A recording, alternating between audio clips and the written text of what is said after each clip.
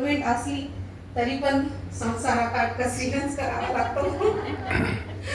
आणि सर ज्या गावामध्ये शिक्षक होते तिथे आम्ही सुरुवातीला राहायला होतो, पण ते मला खूप वेगळं वाटायचं, म्हणजे एकदम दुर्गम भाग आणि एकदम तर सर म्हणायचे की मी म्हणले इथं का राहतो आपण, तालुक्याला का नाही राहत. ते बोलायचे की इथं भाडं कमी आहे.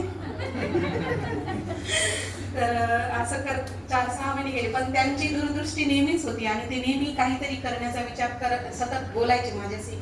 आणि मला जेव्हा आमचं लग्न जमल्यावर पहिल्यांदा बोलले, तर फोनवर आमचा पहिला फोन सरांनी एकच बोलले की मी ध्येय वेळा माणूस आहे, एक शिक्षक नोकरी आहे म्हणून असं मला करून नको घेऊ, की माझ्या आयुष्यात माझं स्वप्न खूप मोठे आहे, हे मला सर पहिल्या वेळेसच सांगितले. आणि मी पण त्यांना प्रत्येक गोष्टीमध्ये सपोर्ट करत गेले.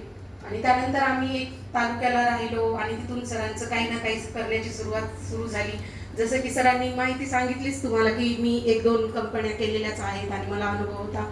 आणि काहीतरी म्हणजे जेव्हा आपण शोधत असतो ते आपल्याला भेटत असते आणि एक शोधक वृत्ती त्यांची नेहमीच राहिलेली आहे. आणि असं करता करता एक हॉस्पिटलचे भरपूर प्रॉब्लेम झाले आमच्या लाईफमध्ये. माझी जेव्हा